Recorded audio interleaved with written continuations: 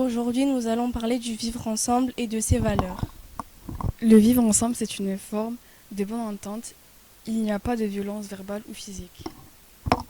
C'est aussi le fait de ne pas traiter de manière différente une personne qui ne nous ressemble pas. Il peut y avoir plusieurs formes de discrimination. Comme le racisme, c'est de se moquer ou rejeter des personnes qui ne viennent pas du même pays que nous et qui n'ont pas la même religion que nous. Le sexisme, c'est une discrimination sur le sexe d'une personne. L'harcèlement, c'est une répétition de propos verbaux, physiques et psychologiques. L'exclusion, c'est une personne qui a été rejetée d'un groupe sans raison valable. L'homophobie, c'est de ne pas accepter que quelqu'un puisse aimer une personne du même sexe qu'elle. Dans le film Une incroyable équipe de Sébastien Groblet, C'est un professeur venu de Londres qui veut enseigner l'anglais et le football. Pour transmettre les valeurs collectives, il demande aux élèves ce qu'ils pensent de l'Angleterre. Les élèves répondent avec des propos discriminants. un professeur interrompt le cours d'anglais en montrant un bâton scié en deux. Les élèves disent avoir vu la scie dans le sac de leur camarade.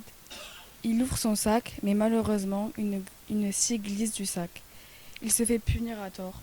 Le professeur d'anglais constate ce qui s'est passé au sein de la classe. Il dit « J'aime la camaraderie et fair play ». C'est un film inspiré de faits réels.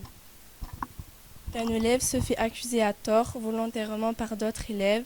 Ceci montre l'harcèlement dans ce film.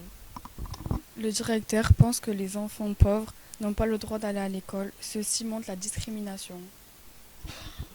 Un camarade est exclu du groupe de classe car il est pauvre. Ceci est une exclusion. Au début de ce film, on voit que Félix harcèle un camarade de sa classe. Il est délégué, donc il pense avoir tous les droits sur tout le monde.